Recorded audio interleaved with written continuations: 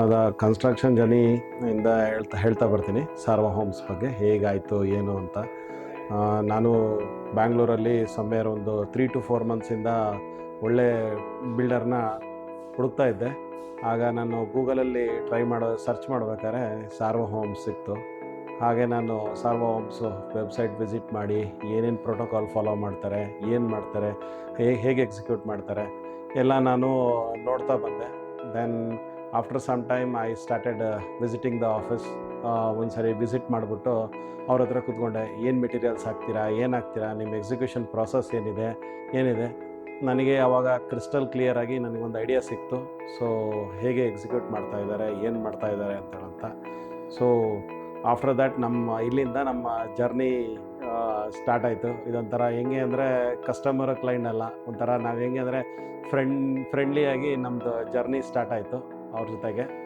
ಅಲ್ಲಿಂದ ನಾವು ಮಾಡೋಕೋತೀವಿ. But even also after giving agreement ಆದಮೇಲೂ ನನಗೆ ಒಂದು ಸ್ವಲ್ಪ ಭಯ ಇತ್ತು.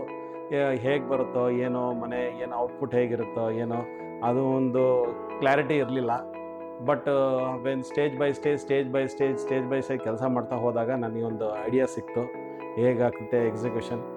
When it come to the quality, no compromise in the quality Saarva Homes ಕಡೆಯಿಂದ. ಆಮೇಲೆ ನಾನು ಏನು ಅಗ್ರಿಮೆಂಟಲ್ಲಿ ಏನು ಹಾಕ್ಕೊಂಡಿದ್ದೀನಿ, ಅಗ್ರಿಮೆಂಟಲ್ಲಿ ಇರೋದನ್ನ ಎಲ್ಲ ಕ್ಲೀನಾಗಿ ಅದೇ ಮೆಟೀರಿಯಲ್ಲೇ ಹಾಕಿ, ಅದೇ ಪ್ರೋಟೋಕಾಲ್ ಏನು ಫಾಲೋ ಮಾಡಿದ್ದಾರೆ ಅದೇ ಮೆಟೀರಿಯಲ್ಲೇ ಹಾಕ್ಕೊಟ್ಟಿದ್ದಾರೆ. ನನಗೆ I am totally satisfied with this.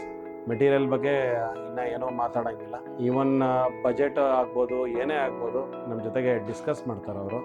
Discuss ಮಾಡಿಬಿಟ್ಟು ಇದು ಎಕ್ಸಸ್ ಆಗ್ತಿದೆ, ಎಕ್ಸೀಡ್ ಆಗ್ತಿದೆ ಅಂದರೆ ಎಕ್ಸೀಡು, ಇಲ್ಲ ವಿತಿನ್ ಬಜೆಟ್ ಬರ್ತಿದೆ ಅಂದರೆ budget, they will tell that.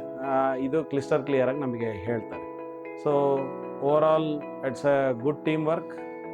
So very all the best Saarva Homes. And then 3 pillars of Saarva Homes: Umesh sir, Lokesh sir, ಆಮೇಲೆ ಇವರು Karthik sir. Very all the best for your upcoming project. Cheers, all the best.